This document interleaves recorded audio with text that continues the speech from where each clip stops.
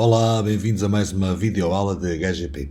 Hoje, na nossa videoaula de HGP, vamos falar sobre do Condado Portucalense ao Reino de Portugal.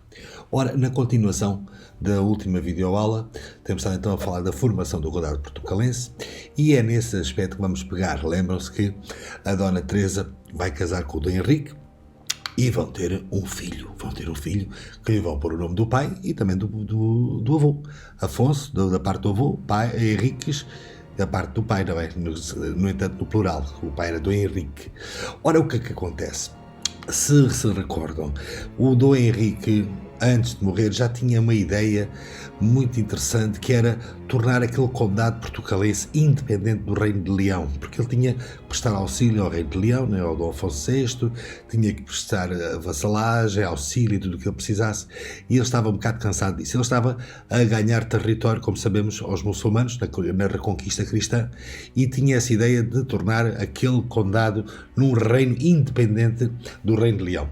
Mas, coitado, ele não vai conseguir, e como fala aí exatamente no início do parágrafo do vosso manual, ele vai falecer então em 1112, e quem vai ficar a governar o condado, quando ele morre, vai ser a sua mulher, a Dona Teresa. E isto porquê? Porque o Dom Afonso Henriques era pequenino, ainda não teria 4 anos, devia ter 3 anos e pouco. E então, claro, é uma criança, e então é a mãe do Dom Afonso Henriques que vai ficar à frente desse condado. Digamos que, e como também refere no vosso manual, nos primeiros tempos Dona Teresa continuou este trabalho das lutas de comandar os exércitos para irem reconquistar o território dos muçulmanos e todo o trabalho que o marido tinha feito até esta altura. No entanto, vai acontecer, e falei também levemente, de uma forma muito sumária no vosso manual, que ela vai ter umas relações com a Galiza, o condado da Galiza. Ora, melhor falando, e como eu também nas aulas costumo referir, como sabem, ela teve um caso amoroso com um conde da Galiza, e esse conde da Galiza começa a tirar-lhe da ideia que ela se fosse independente do Reino de Leão. Digamos que até as más línguas da época diziam que este conde gostava de anexar o condado da Galiza ao condado portucalense. E claro, aí não queríamos ter independência. No entanto, também o seu filho, Dom Afonso Henriques, vai crescendo, e alguns amigos do pai que ainda eram vivos, que lhe diziam conhecer o pai, que até o ensinaram a dar a cavalo, a banjar a espada, transmitiam a ideia ao Dom Afonso Henriques: o teu pai era um grande cruzado, ele era um grande soldado, andava nas batalhas, ele reconquistou montes de territórios aos muçulmanos, ele gostava até de ser um rei deste território que chamamos Condado Portucalense, que deveria ser um reino. E começaram a incutir esta ideia no miúdo. O miúdo cresce, não é? E quando chega a uma certa idade, vai então enfrentar a mãe, que tinha esquecido esta ideia de ser independente, não é? Este condado portucalense, e vai enfrentar a mãe e vai lhe dizer: minha mãe, eu desejo que este condado seja independente do Reino de Leão. Porque, entretanto, o seu primo, Dom Afonso VII, que era filho do Dom Raimundo e da Dona Urraca, se vocês se lembram, também nasceu, semente era um rapaz que era primo do Dom Afonso Henriques, que era o Dom Afonso VII, que é ele que vai ser nesta altura, quando o Dom Afonso Henriques cresce, também ele cresceu, não é? Era ele o rei de Leão, o Dom Afonso VII. E então ele não queria prestar homenagem, ter que estar a prestar auxílio ao seu primo, queria também ser um rei. No fundo, ele estava a reconquistar muitos territórios, estava a alargar aquele condado. Foi uma das coisas que o seu pai tinha de fazer, e ele também acabou por querer fazer.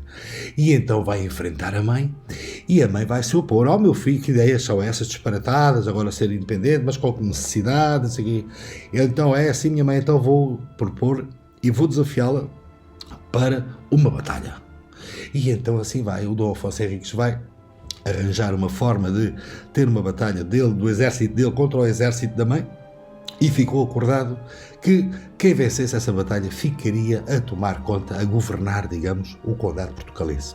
E como fala no vosso manual aí em baixo, temos essa primeira bolinha azul que fala exatamente na Batalha de São Mamede. A Batalha de São Mamede foi em 1128, que é então nesta batalha que os exércitos da Dona Teresa e do Dom Afonso Henriques se vão confrontar. E quem vai sair vitorioso desta batalha vai ser o exército de Dom Afonso Henriques. Bem, Dona Teresa perdeu, e como lembram-se do acordo que eles fizeram, era quem ganhasse ficava a governar o condado, fica então o Dom Afonso Henriques a governar o condado portucalense. Dona Teresa teve que fazer as malinhas e pisgou-se para a Galiza, ter lá com o seu querido, o seu namorado da Galiza. o galego. Entretanto, é o Dom Afonso Henriques toma conta do condado e a partir da hora ele continua a fazer um excelente trabalho que o pai tinha começado. Qual é que era o trabalho? Era ganhar território aos muçulmanos na grande reconquista cristã e alargar o território para baixo. E ele vai conseguir, aliás, Dom Afonso Henriques, para a época até viveu bastantes anos, porque as pessoas viviam muito poucos anos, porque a medicina estava muito atrasada, havia muitas doenças, a higiene era pouca, as pessoas às vezes aos 30 e tal, 40 e tal anos faleciam, era normal. Não vou agora estar aqui a referenciar os anos que ele viveu, mas foram bastantes porque ele conseguiu imensas batalhas. De tal maneira que logo a seguir na outra bolinha temos aí a Batalha de Ourique. A Batalha de Ourique, e a Batalha de Ourique foi muito importante porque reparem que em 1139 o Dom Afonso Henriques alcançou esta grande vitória aos Mouros, a sul do Rio Tejo, porque até aí o Rio Tejo funcionava como uma fronteira. Do Rio Tejo para cima era o condado portucalense, não é? E do Rio Tejo para baixo estavam os muçulmanos, estavam os mouros. E então vai-se dar esta Batalha de Ourique em 1129, a sul do Rio Tejo, e que passam para além do Rio Tejo, e foi muito importante passarem esta fronteira natural, no fundo, que era um rio, o Rio Tejo. E então, a partir daí, ele passou a intitular-se Rei de Portugal. Ele achava, já consegui esta proeza, eu deveria ser rei, agora fosse ser rei deste reino que vai se chamar Portugal. Entretanto, ele tinha outro problema. Para além da reconquista cristã que ele tinha que fazer dos territórios aos muçulmanos, ele tinha que lutar com o seu primo Dom Afonso VII, porque, para todos os efeitos, aquele território pertencia ao Reino de Leão, como vocês sabem. E então houve várias batalhas entre ele e o primo, porque o primo não lhe queria abrir a mão daquele condado e ele queria um condado só para ele. Bem, devo-vos dizer que houve várias batalhas e temos aí, então a seguir, vejam na próxima bolinha, o Tratado de Zamora, em 1143. Quem não sabe esta data não é bom português. Certeza que já ouviram este lema. E porquê que não é um bom português quem não souber esta data? Porque em 1143 é o Tratado de Zamora, que é nem mais nem menos do que o Dom Afonso VII vai então reconhecer o seu primo Dom Afonso Henriques, não é? Como um novo rei daquele território que é o Reino de Portugal e que passa a ser independente do Reino de Leão. Ou seja, após terem assinado este tratado, o Dom Afonso VII deixa de ter alguma coisa a ver com aquele território que passa-se a chamar Reino de Portugal.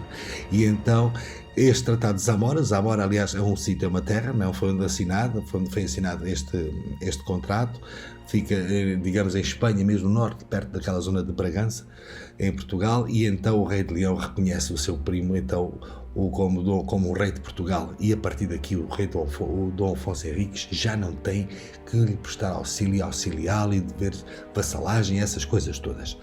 Daí ser uma data muito importante. Por isso é que dizemos que, quem não sabe isto não é bom português, porque digamos que é aqui neste tratado que se pode dizer que vai nascer, que nasce Portugal.